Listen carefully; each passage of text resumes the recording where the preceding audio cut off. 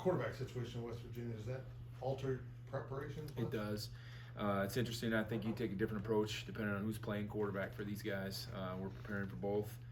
I would anticipate seeing both. I think that Green has done a really good job of throwing some life into that offense. But obviously JT Daniels was the guy, and so be surprised if they make a wholesale change. Yeah, definitely two different styles of attack for them. Another week, another team that likes to go for it on 4th down. Big 12 football, man. I mean, that's just offensive football in this league is so dynamic, and and these guys are as dynamic as anyone. Named to the Broyles watch list, I think it was, or semifinalist. What's that mean to you? I'm not a humongous Twitter guy, I guess, so I didn't even really know about it right away. I think it's a credit to the players more than anybody. It's a credit to the other assistants. I'm just the guy that happens to be the beneficiary of it all. I mean, the players play their hearts out every Saturday, and that award I hope gives them as much pride as it does me. Losing Kobe seems like a pretty big deal, but how do you go about replacing him in the secondary? We've been pretty cross-trained, I guess, with a lot of guys. T.J. Smith has got a lot of game reps under him for years now. Sincere Mason's got a lot of game reps under him. I'm excited. The opportunity to maybe get V.J. Payne some more reps, maybe get Kendre Steiger some more reps now. And so it opens up some doors for other people. Obviously, I feel terrible for Kobe. He was just starting to play his best football and starting to get into the groove a little bit. And he cares so much about the game and this team. It just breaks my heart. Didn't think it was as serious as it was when it happened, because he walked off the field, and I would expect nothing less. The guy's just an absolute soldier. And but yeah, we're gonna have to pick up his slack by committee. I know a lot of things went right for you on Saturday, but big picture, why was it such a good day on defense? I think our guys were just comfortable in the game flow. I think we did a great job in preparation. They did. I think that guys were just ready to accept the challenge. Nothing spectacular happened.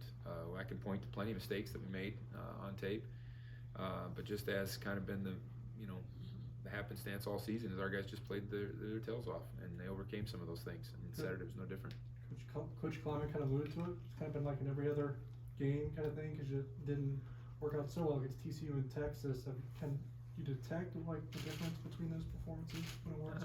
No, I can't. You could point to a lot of things in the TCU game, for example, that just were absolute,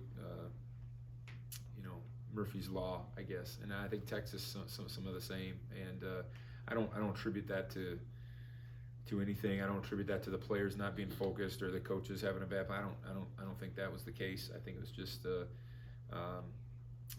maybe myself, maybe just a little slow to react on some of those days, or not overcome certain things that happened. But I think the players have showed up every Saturday, and I would expect this Saturday to be the same. Coach Kleiman said that last week was the first time Deuce Green's been able to practice for pretty much full goes in South Dakota. Having him back, I mean, as healthy as you can be at this point in the season, what does that mean for you? It's awesome. I mean, it's great. And not only Deuce, I know Nate Matlack had missed substantial practice time. Felix had missed substantial practice time. To get those guys going in the flow, I think we're maybe starting to get there, whereas other teams maybe got there in mid-October. And so, but Deuce just provides such a leadership for our guys. He's such a vocal presence, just a presence overall. I think that is, just gives kind of a pulse to our team. Does Felix hold up against the constant double teams, never getting held, and having to stay out of it? Hey.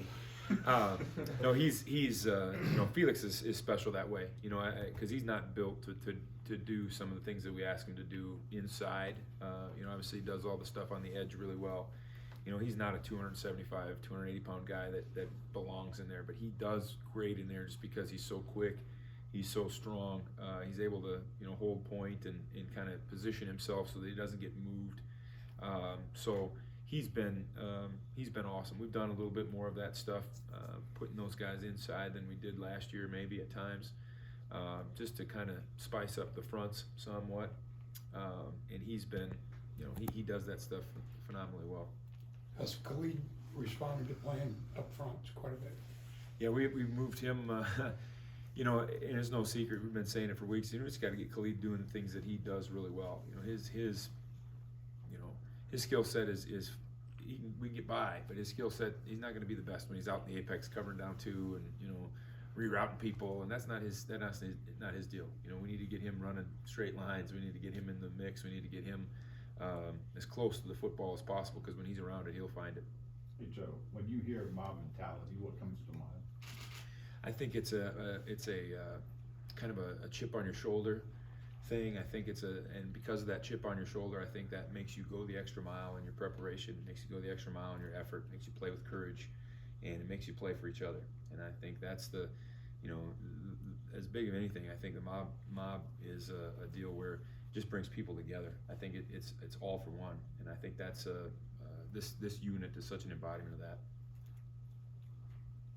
Anything else? Cool. Thanks, guys. Thanks.